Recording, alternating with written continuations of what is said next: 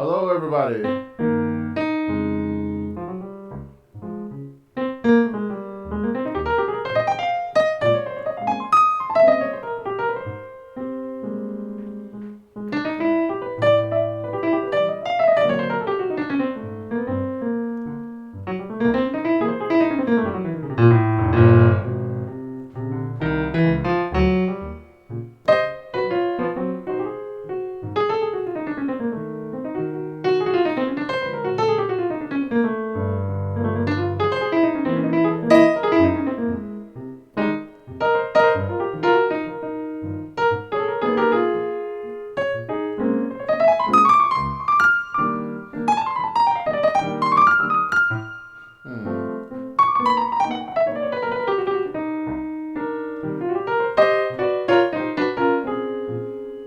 Hey, Kenneth from Ghana. Wow, wow. Kelvin from Augusta. Gaius from Canada. How are you? Please let me know. Let's do a tech check real quickly. Can you hear me? Can you hear me? All right. Hey, from Brazil, China. Wow.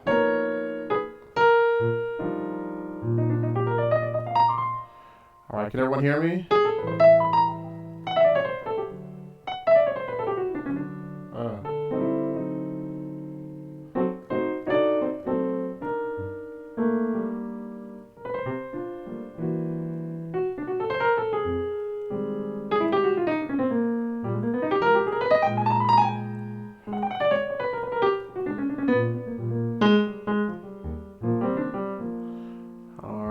David, hey man, thanks so much for the work you put up. No problem, man. Just trying to pay it forward. I remember very much what it was like to be an up and coming musician trying to figure it out. Thanks, guys. Daniel, what part of South Carolina? I'm from South Carolina. Daniel, what part of South Carolina are you from? The sound is duplicated. Okay, let's see if I can't fix that somehow.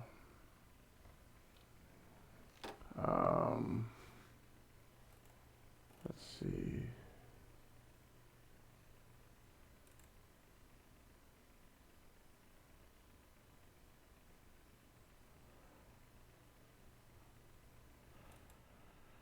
Let's see.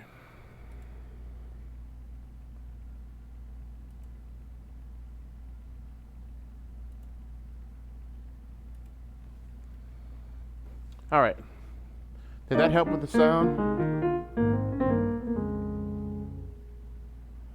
Did that fix the sound issue? Someone said that the sound is being like duplicated. Okay, great. Okay.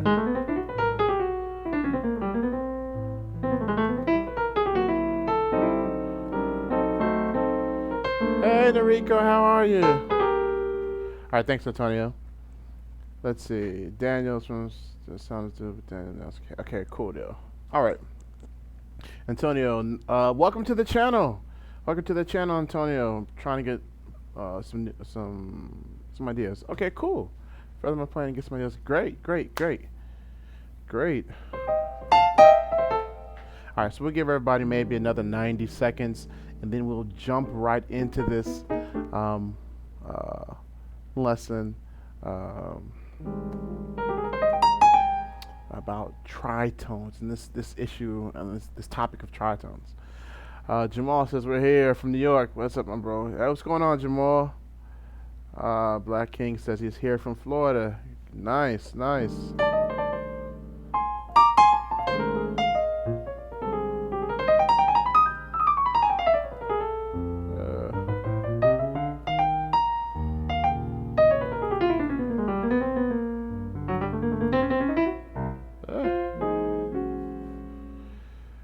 James E. Do you know Joe?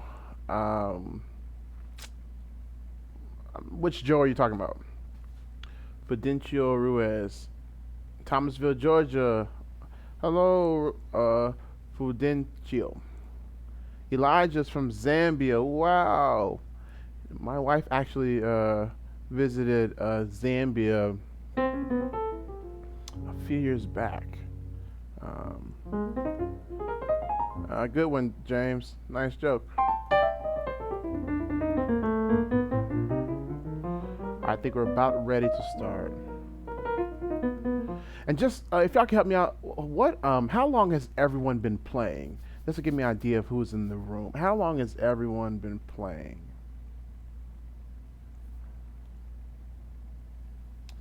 Okay, so right now I think I'm at, how old am I? Um, Odell's at Coney Island Yard. Wow. James has been playing for 10 years. All right, Daniel for 2 years. Fidencio for 13. Black King, 10 years. Cool. For 26? Man. Wait, Kelvin said 42 years. Jeez Louise. Wow. Wow. David for a year and a half, maybe. Marcus Williams, 30. Now, I know a couple Marcus Williams. All right, James has been playing for a couple years. All right, Judy, 15. All right. Well, let's get started, y'all. It's time, and I've been the past few weeks. We've been doing about an hour and a half, and so I am going to try not to keep you on here that long. Um, so we'll see if we can't work that out. But yeah, so if I've been playing for 26, about to be 27 years. And so I've been at it a little while. I started taking lessons like everybody, you know. I missed a note there. When I was 11. And I took lessons for about 2-3 years. And then I'm hearing somebody say echo again. Let's see if I can't solve that. Let's see if we can't solve it.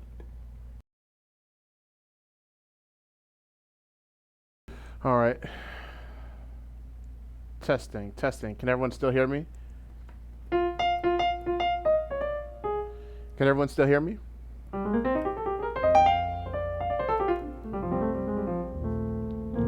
right. Oh yeah, she might be late on the stream. Okay. All right, cool deal. All right. So this idea of tritones, tritone substitutions, voicings, this is an interesting idea that I know when I started off as a musician, I was extremely confused about. And like I said, I started taking lessons at 11. I took lessons for about 3 years, 2-3 years. And then I didn't take lessons anymore. And it wasn't until I was just solely reading music. And then it wasn't until I was 17 that I started playing in the church. And so my experience was a little different because the musicians around me would say, "Hey, play the tritone," and I didn't understand what they meant. Um, and then when I got to college, I went to college at 17. I went to Clemson, go Tigers.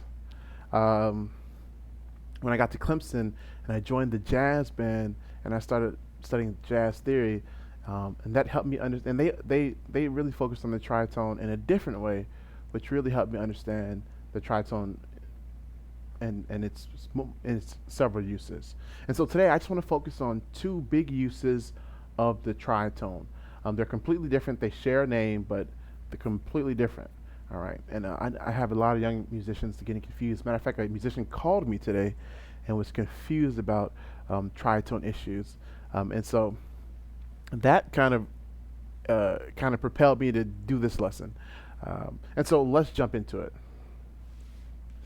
All right. So the first thing, what is a tritone? What is it? Does anybody know?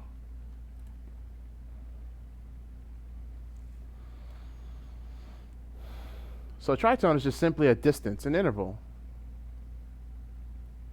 Just simply an interval. And it's an interval of 3 whole steps or 6 half steps, if you will. Or you can think of it as a flatted fifth or augmented 4 or sharp 4, any of those things. Chris Fire says the devil's interval. I kid somewhat. That's well, there's a lot of truth to that. The interval is a very distant interval, and was considered to be an interval you avoided, and somewhat the devil's interval. Okay. And forgive me if my writing is terrible. I'm not the best writer. I tend to write really, really quickly. All right. So the tritone is just an interval. So let's kind of go to the piano and C. So if I'm on C and I want to find the tritone, which is the interval up from it, or down, doesn't matter, it's symmetrical. So I'm going to go up 6 half steps or 3 whole steps. So I count half steps. 1, 2, 3, 4, 5, 6. That takes me to F sharp. Right? Or I can go 3 whole steps. So here, 1 whole step, 2 whole steps, 3 whole steps. It doesn't matter if you go down 1, 2, 3, 4, 5, 6. Right? It's the same. No, F sharp, F sharp. Okay. Now, let's see. I'm going to focus on it in the context of a chord first, and then I'll get into another context. So that's all a tritone is. It's just an interval of 3 whole steps or 6 half steps. That's it. Now, interesting enough, when we play music, you hear tritone used a lot.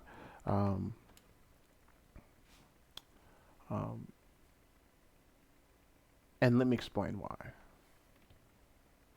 There is a term called guide tones. All right.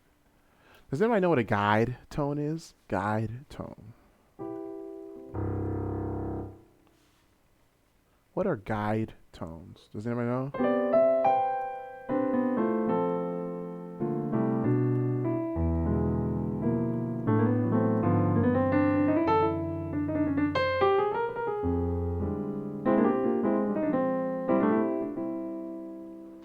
All right, no?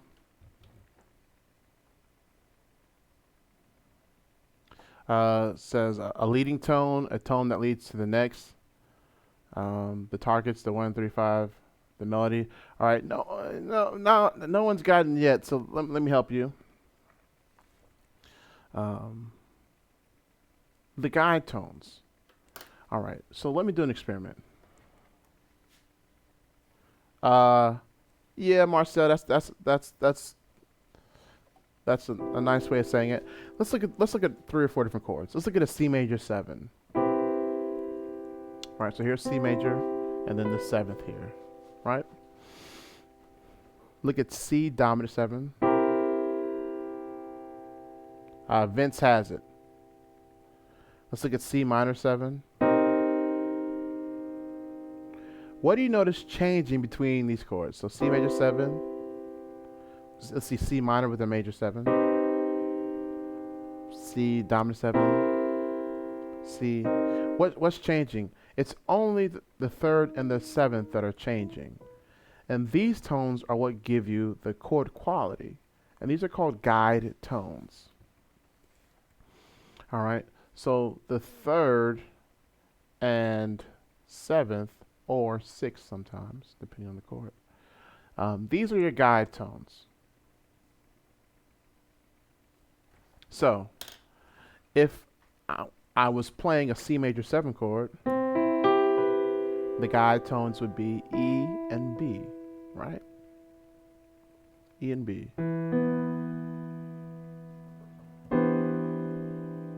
Um, if I was playing a C minor 7 chord, the guide tones would be E flat and B flat, which are right. So E flat and B flat. If I was playing a C minor 6 chord, which is, then the guide tones would be E flat and A, right? So that's why I say 3rd and 7th, or sometimes 6th. Okay. If I was playing a C minor major 7 chord, the 3rd is E flat and B. All right. Now, this is really important, and this is kind of the rootless voicing idea. There's a lot of ways to do rootless voicings, and we're going to come back to this in a second. But this is like one of the keys to doing rootless voicings. It's one. There are many ways to do rootless voicings. But putting the guide tones in your left hand, that's one way. Instead of playing the root, so if I was playing C major 7, instead of playing roots or root and fizz, I put the 3rd and 7th in my left hand. Right? I'll double the melody. So here's the root. You hear the sound?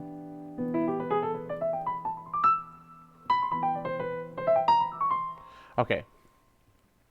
All right, so only for says. All right, I already learned something important. All right, cool deal. I'm glad we can help already. All right.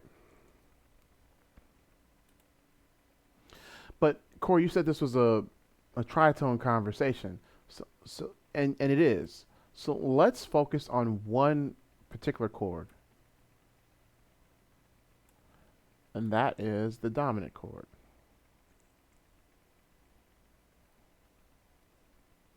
So the dominant chord.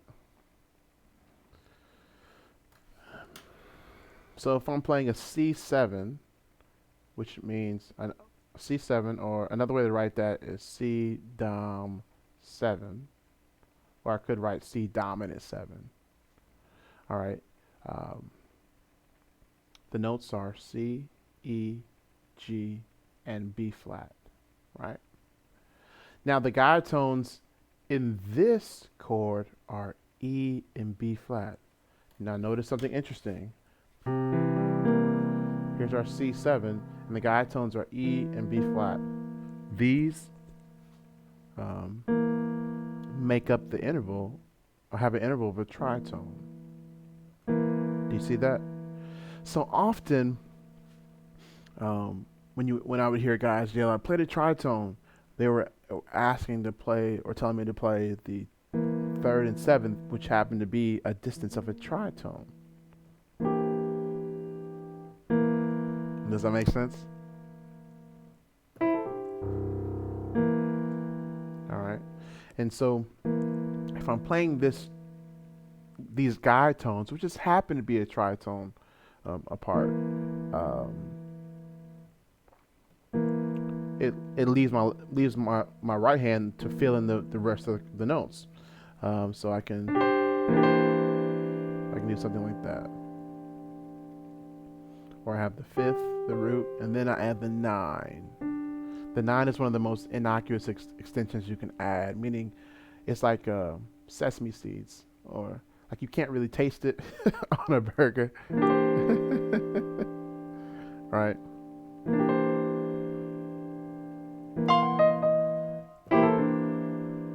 All right. Or as you all know, I love adding the 13 in there. All right.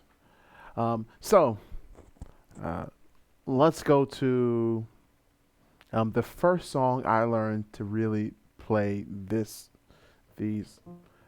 guide tones, which just happened to be interval for tritone apart. It was on the song "The Presence of the Lord Is Here." That's a gospel song, and I'll write the chord changes out for you.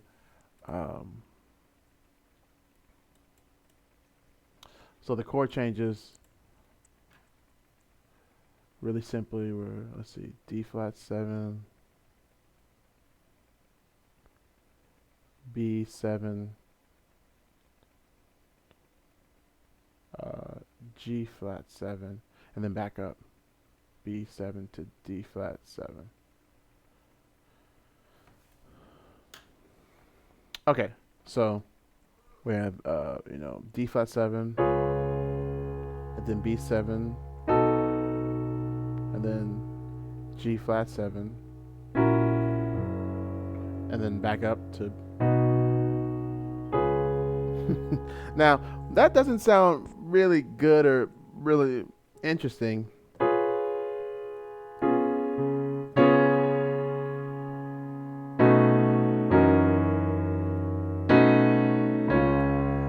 You can play it like that. And that's literally how I was playing it, trying to figure it out. Like, how are you playing it?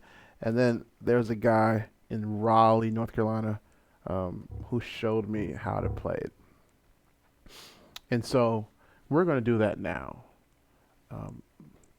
And so for my jazz guys and other genres, it's the same principle. All right, so let's try working this out. So for the D flat 7 chord, what are the guide tones? So let's play a D flat 7 chord. So the guide tones happen to be F and B. Right? So F and B.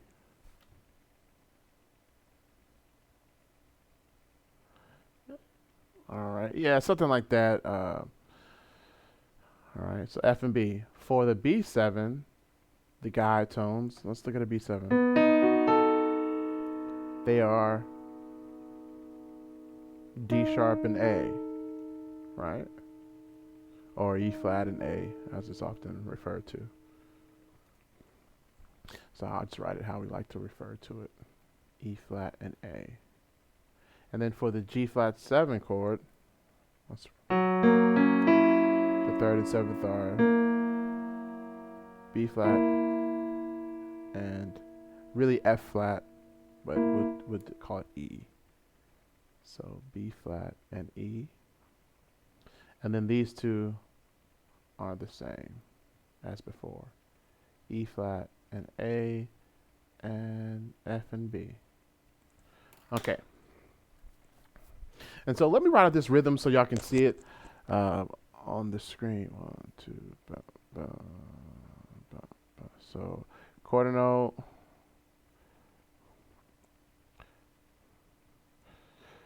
Bop, ba.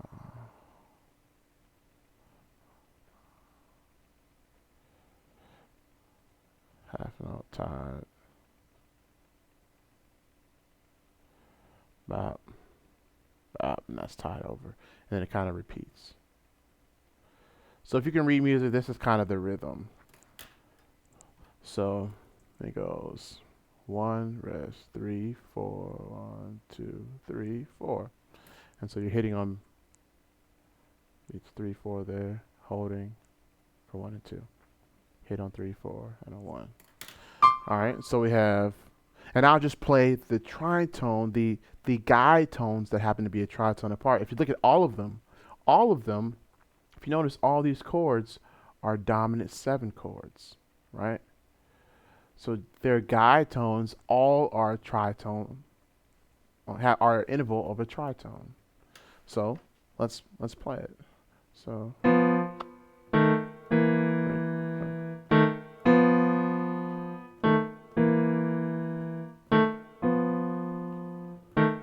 All right, so that's kind of weird. It doesn't sound particularly compelling, but when we add the right hand, the rest of the chord. So for the D flat 7, I'm going to add the melody. The root, 5th, and 9, like we talked about earlier. So now our D flat 7 chord is this. Now that sounds like a D flat 7 chord, right? All right. Now for the B7. We have 3rd, 7th here. So I'm going to add the roots. And I love substituting the 13th 4 to 5. So in this case, this G sharp, I'm going to add it. And I'm going to actually double the 3rd here. There's my B7 chord. And here we go.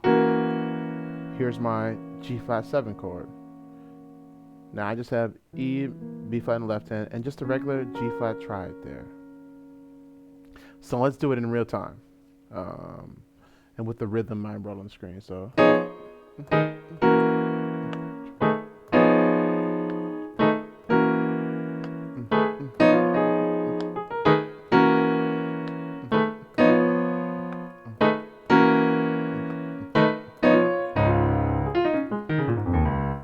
All right. So does that make sense? Any questions on that part?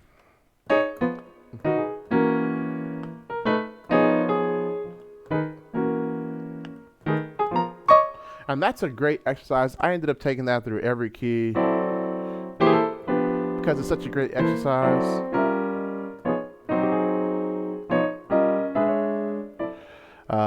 So I would suggest take that through every key. Yeah, so with the rhythm, it makes more sense to my ears. Definitely.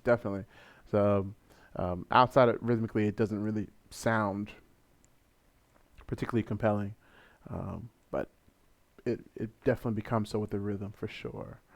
All right, any questions on that? Well, Elijah, I'm telling you exactly how to apply them. So anytime you have a dominant chord, that's where you play these guide tones that happen to be a tritone apart. That's the application. Anytime you have a dominant chord, so this song is all dominant chords. The presence of the Lord is here.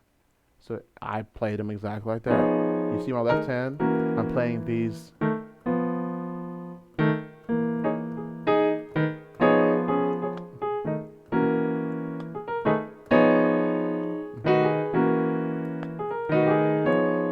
That's the application. All right, let's talk about another way. Now, for my gospel musicians, here's one way you can. Here's another way you can. Let's do a 2-5-1. Let's do that. Let's just go to key of C.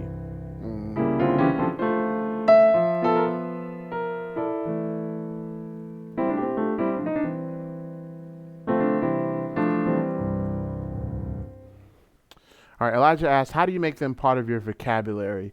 Well, you have to get to know them. I have children. I have an 8-year-old, a 4-year-old, and a 2-year-old. And so I very much remember them learning how to talk and learning vocabulary. And so they would get one word, mama, mama, and everything was mama until they got that word under their belt. And then they move on to the next word, and the process sped up. And so how do you make it part of your vocabulary? Well, spend time with it. Spend time with the one and get it really that you can play it and never miss it. And then once you can do that, it becomes part of your playing. All right. So let's go to a 2-5-1 progression. And let's just do the guide tones for there. So let's put it in the context of a 2-5-1. So what I mean by so we're in the key of C. And so 2, 5, 1. And so we're going to do D minor 7, G7 to C major 7, right? So on a D minor 7 chord, the guide tones are F and C. F and C. On the G7, the guide tones are B and F, or F and B. I'll put it as F and B. And then for the C major 7, we've already done that one. It's E and B.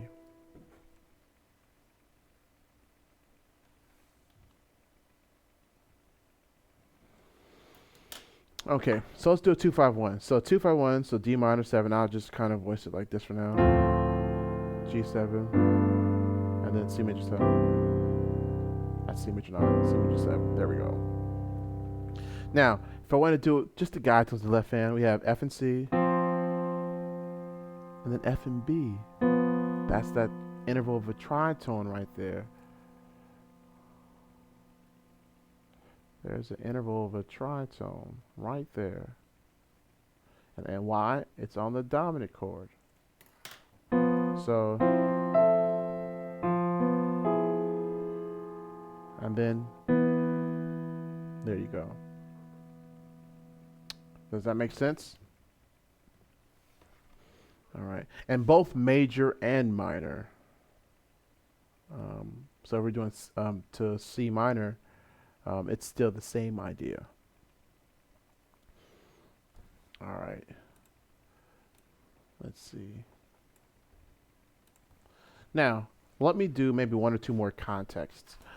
So for my jazz musicians, this one you might not recognize, but in gospel music, there's something called devotional music.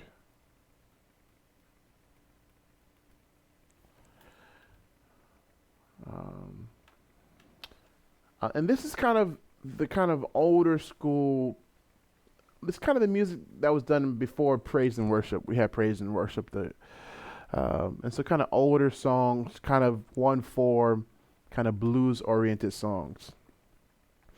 And so you get a lot of this.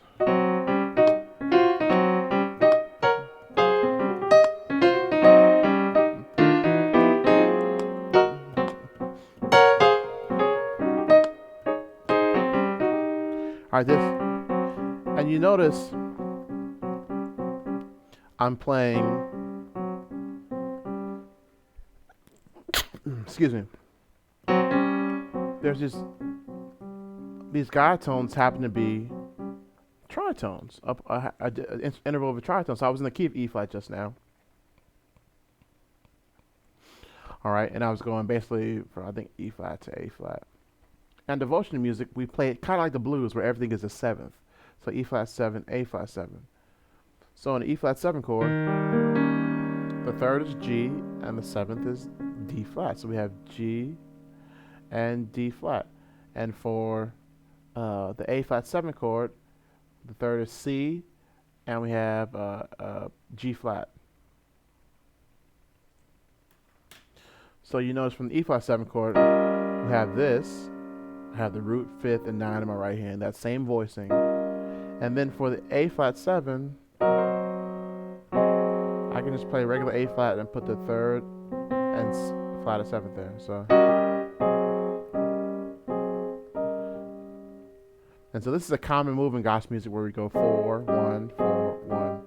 Well, you don't actually play that all the time. You just, you see?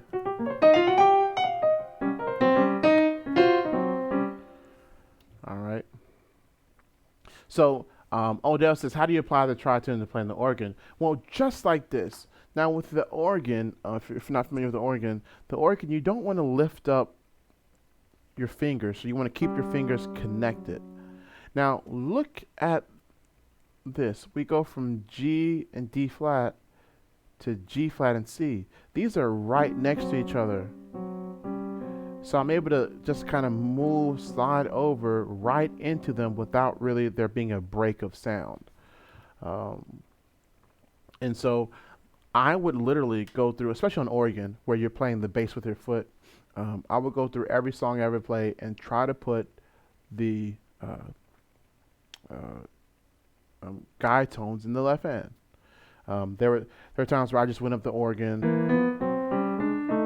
and just did all tritones with my foot going, you know.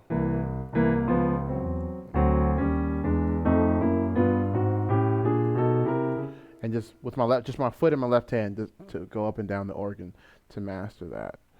So I definitely suggest that. And it's the same thing.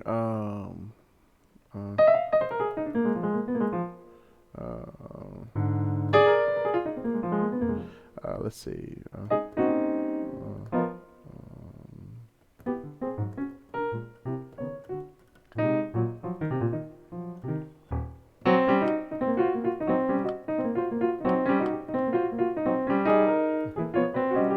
So even in shouting music, which is like a high praise time in the service, you'll still hear that, you know. Sorry.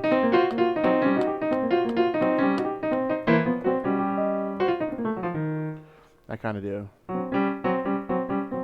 All right.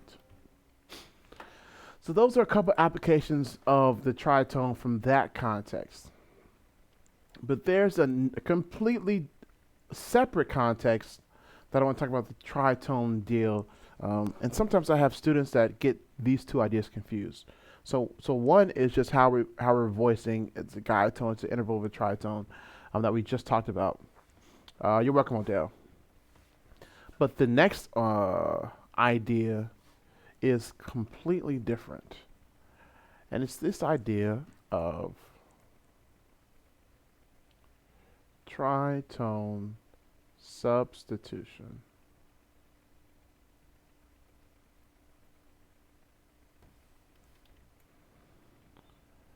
Okay.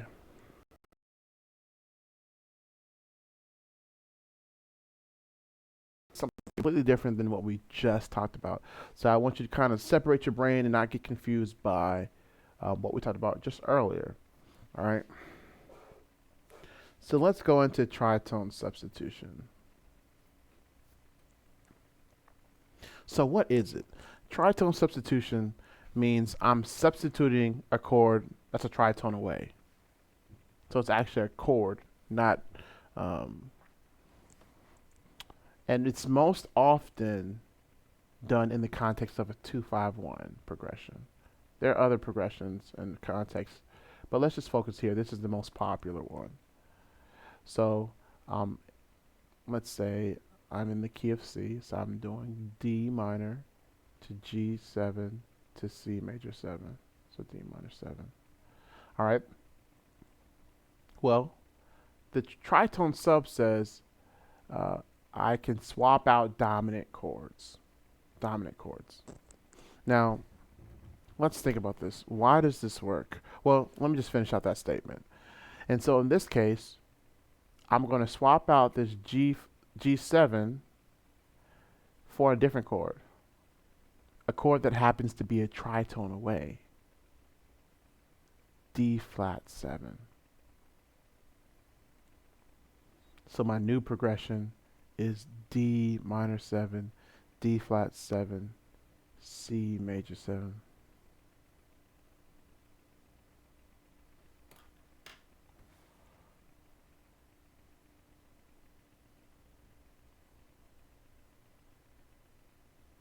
All right. Now, why does this work? G7 and D flat 7, are two completely different chords. Why does this work? Well, remember we talked about earlier the most important tones of a chord are the third and seventh. So if we look at a G7 chord, the important tones are the tones that give them its character, give this chord its character, are the third and seventh. That's right, Noriko, that's right. Only. Well, and these are F and B. Well, for a D flat 7 chord, the third and seventh happen to be F and B. It's the same. So because they share the same guide tones, if you will, I'll go back and use that term, then we can substitute one chord for another and it won't tremendously change the context. So let's play this progression. So D minor, G7 to C major. Now I'm going to play D flat 7 now. So D minor, D flat 7 to C major. You hear the difference? Let's do the first one again. D minor. So, right. So now we have for the second one. So a little, kind of a jazzy-ish, right? Right. Or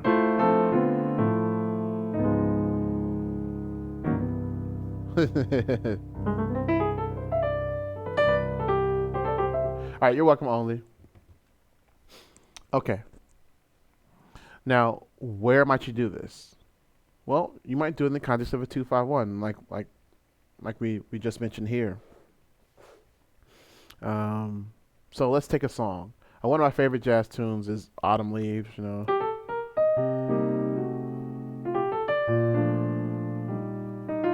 All right, so let's just take the first little bit of that. Let's erase this. So Autumn Leaves, jazz standard, starts with C minor 7, F7 to B flat major 7. Okay, cool. All right, this happens to be a 2, 5, 1. Well, here's our 5 chord. And remember now, so we're going to do a tritone sub. Now, instead of playing this F7, we're going to play, well, what's the tritone away from F? B. So we're going to play B7 there. So our new progression is C minor 7, B7, B flat major 7. So we have, so C minor 7. Now we're going to go to B7.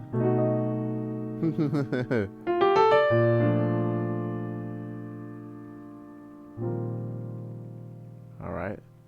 So I do it, here's the first one with the F7.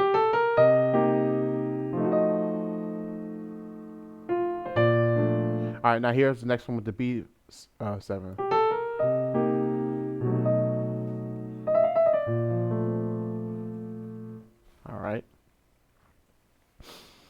All right, so anytime you have a 2-5-1 or even a 5-1, you can make use of this idea. So even if you have a 5-1, you can make use of this idea. 5 to 1. So let's see.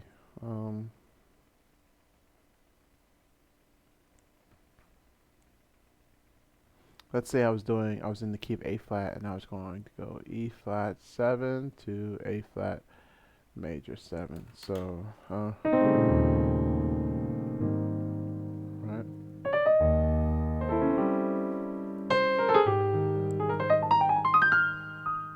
Right. I could go to A7.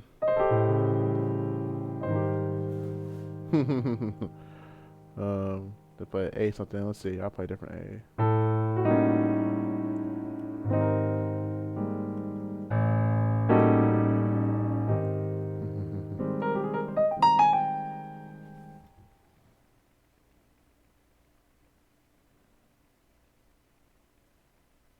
Let's see. Jesus, Jesus, Jesus. All right. Let's see. Let's try that.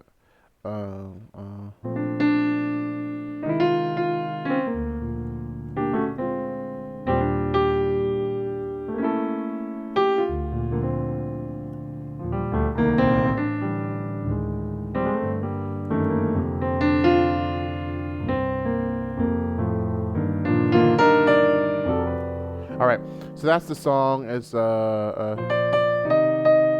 Jesus. So it goes basically B flat, then E flat to B flat, and then 2-5-1 to G minor, and then 2-5-1 to B flat. So everywhere I have one of those dominant chords, who suggested that? Odell. Everyone have one of those dominant chords. I can make use of this idea. So,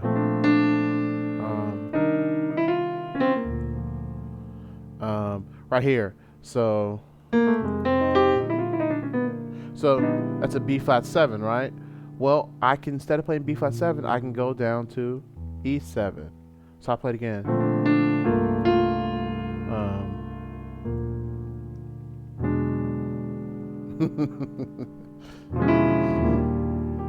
My voice is a little different.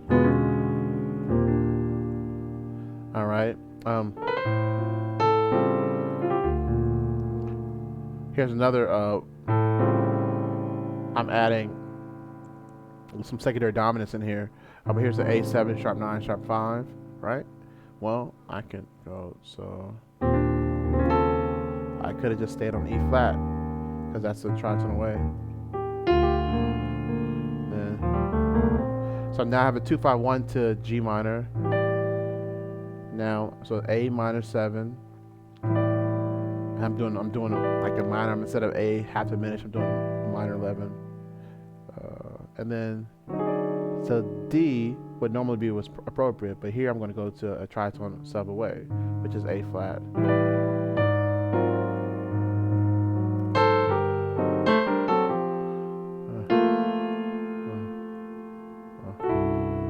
Then 2-5-1 to B flat. So now here's the F7, but I could go to B.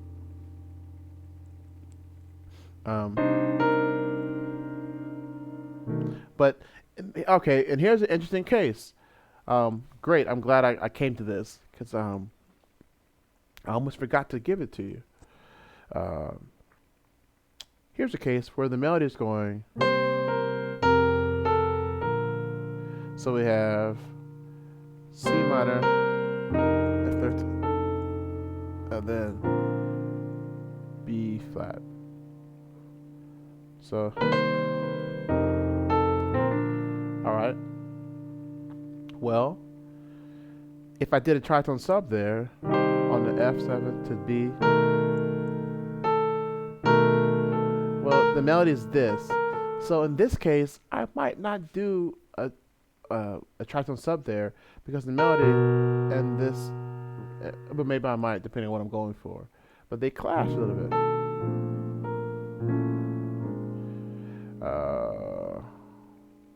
All right, Justin Brown, can you show how the guide tones move chromatically as the chords move in fourths? Excellent point. Justin's asked about the guide tones. Now, the guide tones don't move chromatically. Some do, but some actually stay. But the tritone does move chromatically. So let me show you this. So what key was I just in? I was in B flat. Let's go to a different key. Let's go to C. Let's go to C. So we're in the key of C. And so glad you made it on. All right. So in the key of C. And so if I'm right the root movement here. So 7, 3, 6, 2, 5, 1. And so the root is B, E, A, D, G, C. Now if I made all these chords dominant chords, so if these are all like B7, E7, A7, D7, G7, C7, then you will notice something. So for the B7, the guide tones happen to be a tritone, which are D sharp and A, right? All right. Now as you move to the E7, the guide tones are a tritone because it's a dominant chord, and it's D and G sharp, and they're moving chromatically because they're the same quality, right? For the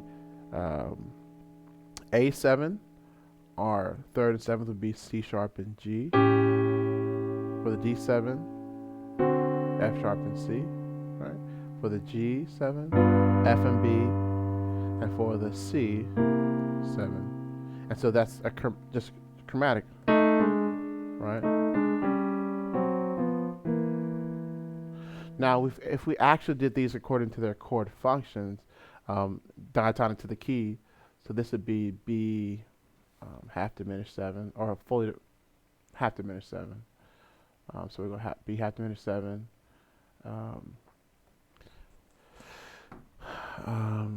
If we treat this, let's treat this as a 2-5-1 to A minor. So this is A minor 7. So we are going to treat this as a dominant chord, even though this is like a secondary dominant. So A minor 7. We'll treat the D as minor, so D minor 7, the G7, and then C major 7. So if we treat it like this, sorry about that. Then sometimes our chords will move chromatically, but sometimes they won't. Our guide tones will move chromatically, but sometimes they won't. So for B half diminished 7, our third and seventh in this case is D and A. and I'll put it down here in the left hand, D and A.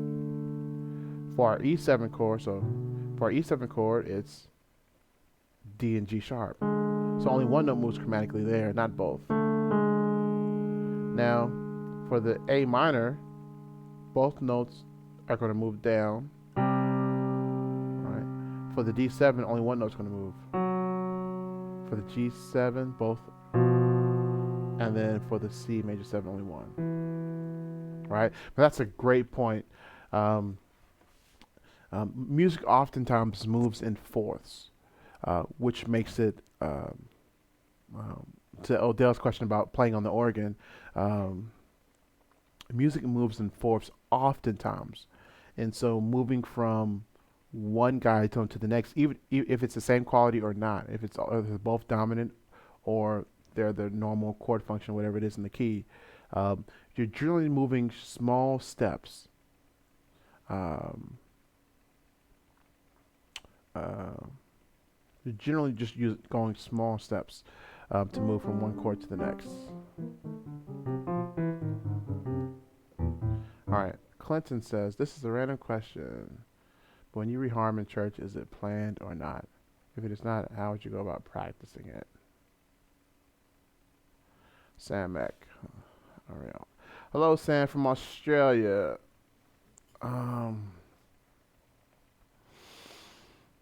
Let's see. So Clinton, sometimes reharmonizations are purposeful, like something you've come up with, you've been practicing in your own practice time, and you might share it with the band. If you have a band, if you're by yourself, then make sure the singers know what's happening. Sometimes not. So this is a simple reharm as well. Like this tritone substitution idea is a reharmonization. Instead of playing the normal 5, you're doing a tritone sub away, and that you simply call. So if I might tell the bass player, hey, go to this note. We're going to tritone sub right there. And so that kind of happens on the fly. Play a mid-tempo.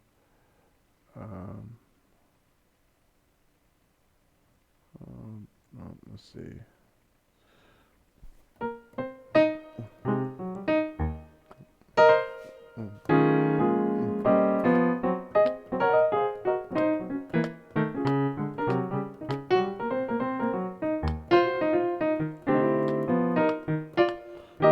And so even kind of doing like a little kind of slight churchy little thing, you see I'm still kind of doing these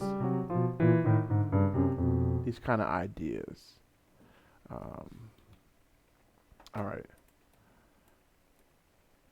Let's do a blues. Let's do a blues. Let's think about this. 12-bar blues. F7, F7, F7, F7. Or, some people, would substitute a B flat 7 right here, right? And then on the second, we're going to go B flat 7, B flat 7, F7, F7. Go C7, B flat 7. My handwriting is not good. F7, F7. Okay. Or we might do G minor to C7. All right, but here's my point. We have these 4 bars of F7. These are all dominant chords. So in my mind, whenever I see this, I think, oh, wow, this is a great time to do some tritone substitutions. So tell you what, on these last 2 F7s right here, these last 2 right here on the first line, let's tritone sub those and make those B7s. This is going to be interesting. So let's just kind of play just the first 4 or 5 bars of the blues and just kind of get the sound of it in our ears.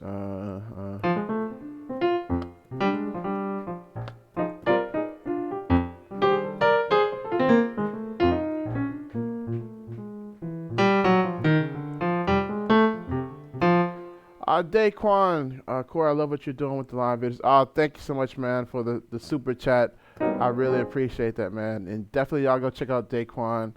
Bowen's channel. He has a phenomenal channel on YouTube. I'll put a link to it in the description box. It's a phenomenal channel. He has a ton of videos out. Man, I appreciate the love, man. Here's a link to his channel. Great stuff. I was literally just watching some of your stuff just the other day, man. So great stuff. Great stuff you're doing. All right. So yeah, a blues again.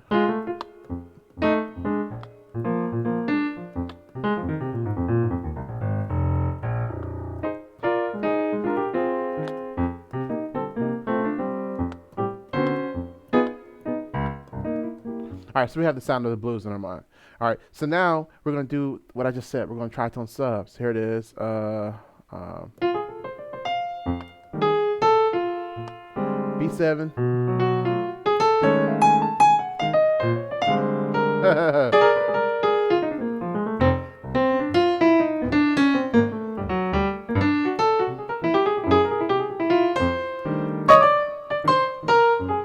All right. Interesting. Let's try that again. Did y'all hear that B7 sound? How it just we were just kind of like, whoa. Let's try it again.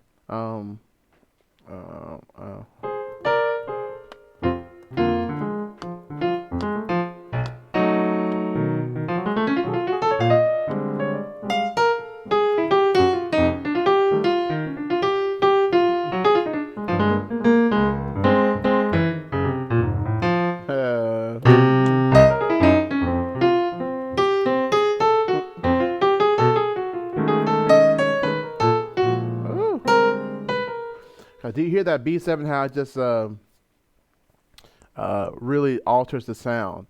Turn on says so. By guy tones, you mean the third and seventh. That's exactly right. The third and seventh. That's that, or third and sixth. In some cases, if I'm playing a C minor 6 chord, it would be the third and sixth. All right. So yeah, DC in that context, that B7, that's one of my favorite things to do on the blues. So that's a little secret that I'm sharing. Don't tell anybody. I'm just kidding.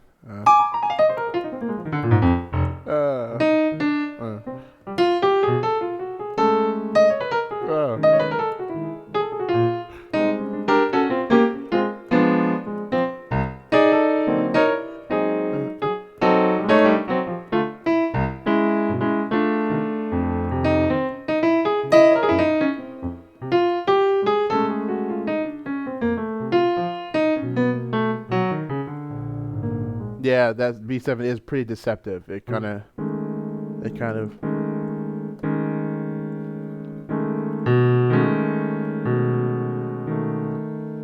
Right. Excuse me 1 second. Yeah. So you'd be solely thinking in the B7 while the other guys are on the F7.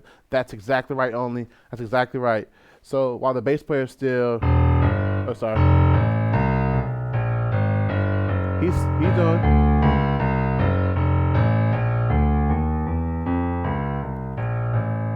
Yeah, he's thinking still playing regular old F. But while he's, I'm gonna be.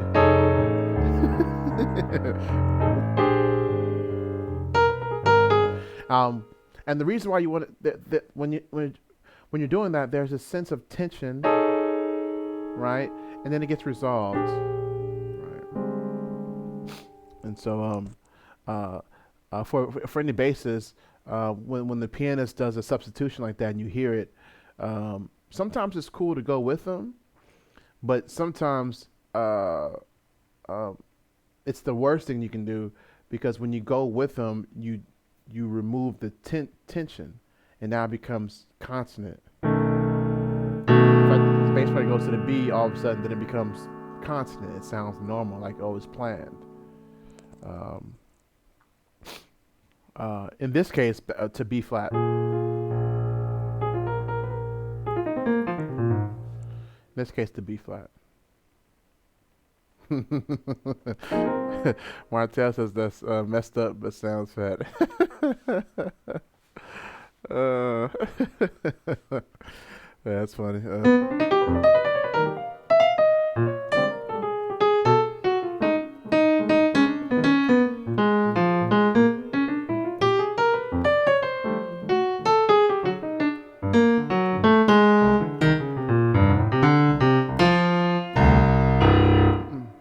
right, just as Amen said again for the bass players in the back.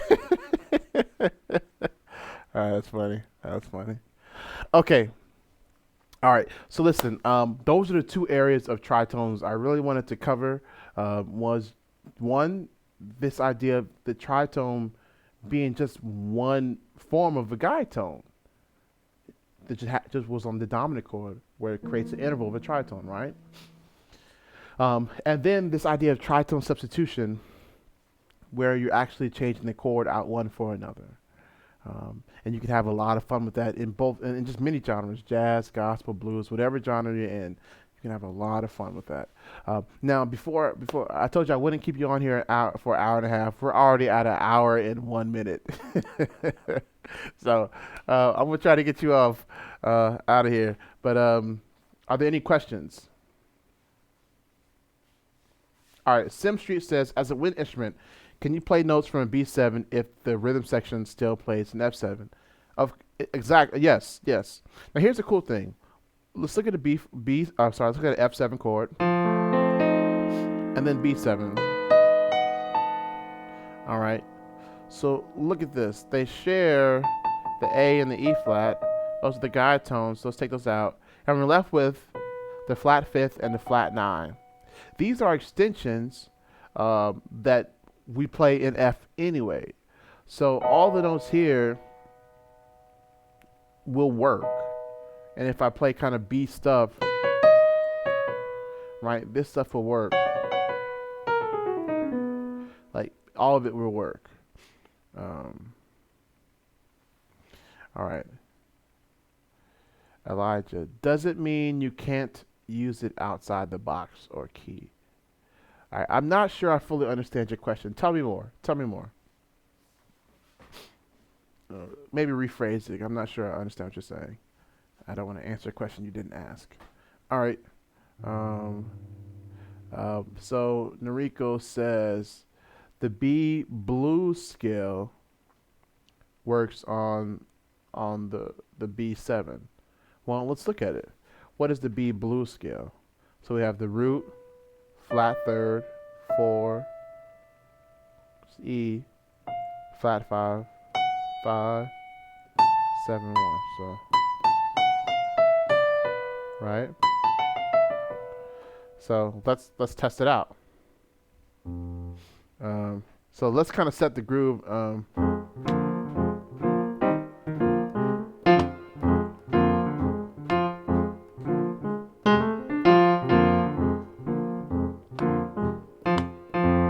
So we're firmly in F7.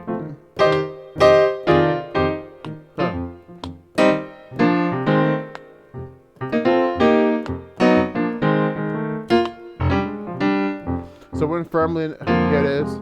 So let's play the blues scale in B.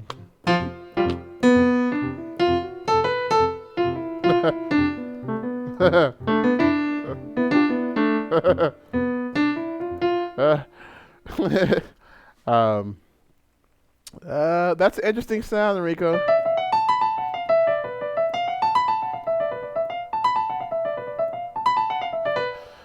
Yeah, Justin, I had to let it go. If I keep in there, I'll be here for another 30 minutes right there without moving. This stuff really feels good to me.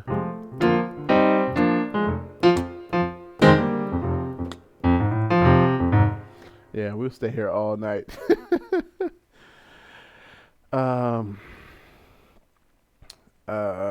So Noriko, here's the key though. At the end of the day, I mean, I don't see any reason why you can't use those notes. I use them all the time. The key is when you play it, just make sure you set it up. Like as I've told, I think I might have you've heard me say, the ear is willing to receive anything you properly prepare it for. So you can play anything you want if you prepare the ear to receive it. So I think it'll work. Let me just.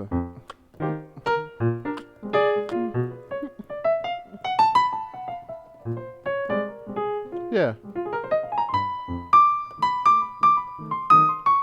Yeah, it'll work. All right, Elijah. I mean, can you use it in another way apart from the two? How can you use it? So Elijah, those would be the two main ways to use it. Um, there are some more. Yeah, F blues works all the time, Rico.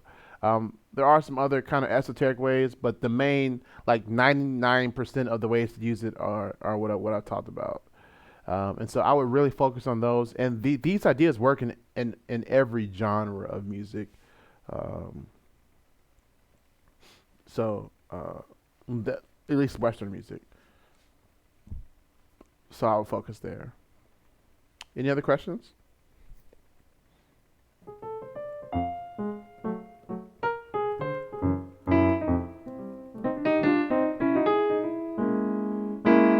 Mm-hmm.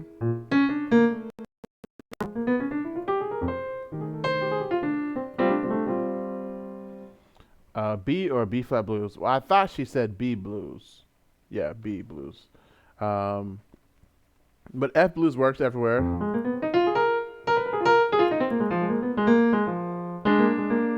for sure. Eddie says, "Will this video be available later?" Yeah, it'll be available. Uh, it's available now. Matter of fact, I think if you click back in the video, I think you can watch it from the beginning. I think. I think YouTube has that feature where if you just click back, you can watch it right now from the beginning, and the video is going to be available as soon as I click end. It's up and available for everybody. All right. Any more questions?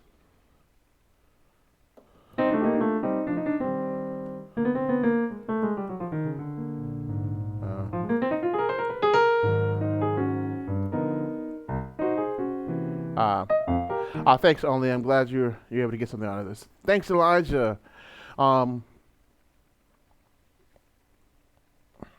so the next live stream is going to be next Wednesday at 9:30 p.m. So we're going to try to make it a weekly thing. So email me your comment your suggestions for topics. Like literally, this wasn't the topic for today. I had something else planned, but I had a student call and had a question, and this kind of propelled me to teach this lesson. So I'm willing to do whatever will help you all.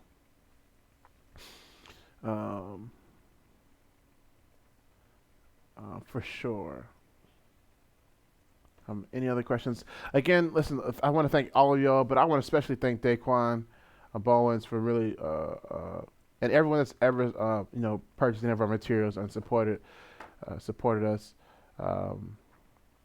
Shell Voicings. All right. So I definitely want to thank all of y'all, especially Daquan Bowens. He was the first person to ever super chat this channel, so this my mind is blown, man. I appreciate that. It does take a lot of investment and energy and time to put out these videos. So I appreciate, the investment. Anything and everything helps make the job a little easier to do. So I really appreciate all of you all who are supporting, and I'm appreciative. So I'm extremely thankful. So thank you. I see a few more comments. Then I noticed in jazz that there are like 5 tracks you can play with every. Aha, Odell. Okay, that's great. That's great, Odell. So I have. Can I get to my channel? I have several videos out.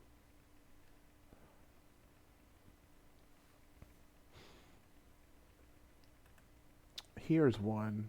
Let's see. Let me copy this for you and send this. This is one.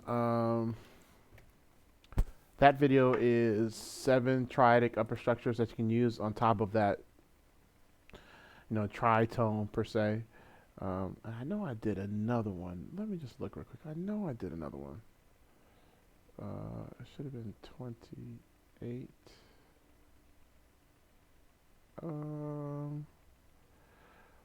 Here's another one, chordal upper structures on dominant chords.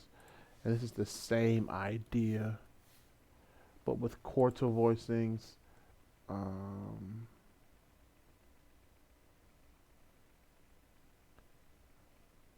know I have some more, but okay, I'll stop there. All right. Uh, Shell voicings. Ricardo, shell voicings are something I talk about. I actually have a video, so I'm gonna put that link here in the description box, where I talk about shell voicings. So check this video out. Maybe I'll do another one, but check that video out right there. Like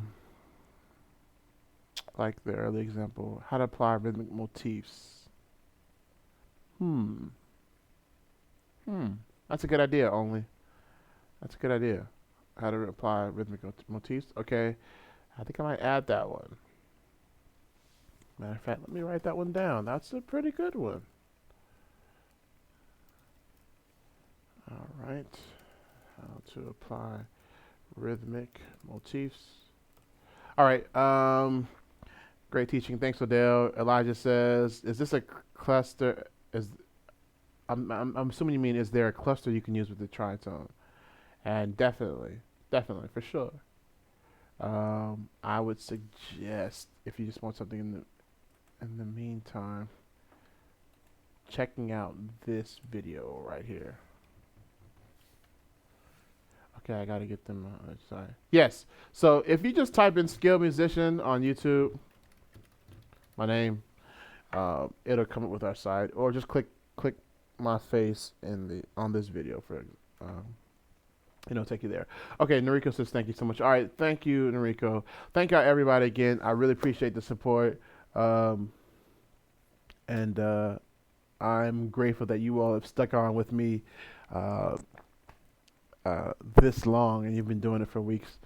So hopefully come on at 9:30 next week, and we'll have a pretty cool teaching to do. I literally just love teaching, so I just thought about it. I taught 5 hours this morning, and then taught the 2 hours this afternoon, and then I'm doing an hour. I'm almost at an hour and a half again tonight. So this is kind of where I live and enjoy. All right. There's one more thing I wanted to tell you before I left. Oh yeah. So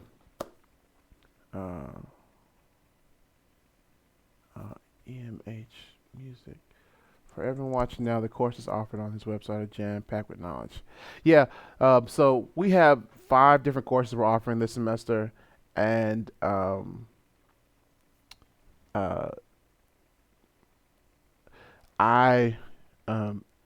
we cover a lot of stuff in real depth. And so, yeah, I agree. Thank you for the shout out for the courses, EMH Music. We cover a lot of topics in real depth, the kind of depth that I don't cover here on YouTube. And so if you're interested in really discovering, kind of having your world of music open, these courses are amazing. Shameless plug. All right, but the last thing I want to tell you is, listen, if I keep doing these, I would like for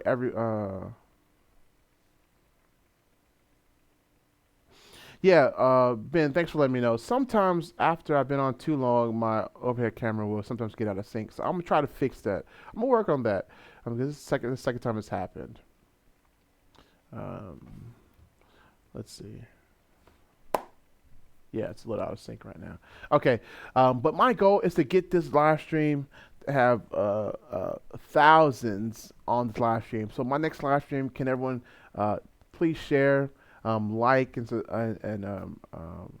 thumbs up this video, share it on Facebook, and help grow this community. It makes it easier for me to continue to do these. The more people we get. So if I can solicit your help, I'd be appreciative. Keyflow Music. Oh, yeah, okay, yeah, I could see here. All right, cool deal. All right, well, thank y'all so much again for another amazing one thing session. And I call it one thing because the whole idea is for you to take one thing away from this and go and apply it to your playing and master it and come back and get another thing, one idea. Um, and so,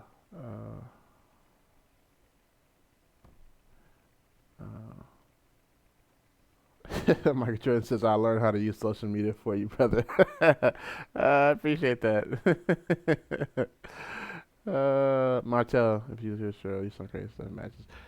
It's possible not to bid for. I appreciate the kind words, Martel. All right. Only says, guys, share and hit the like button. All right, thanks, Only. Martel. Yeah, yeah, yeah, exactly. Yeah, these live sessions really only scratch the surface. I really don't.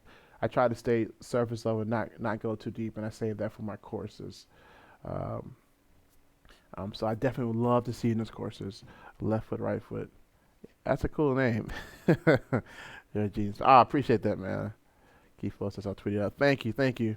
So our next live session is going to be next Wednesday at 9:30 p.m. Eastern Standard Time, New York. So I will see you there. All right. So until then, be blessed and happy practicing.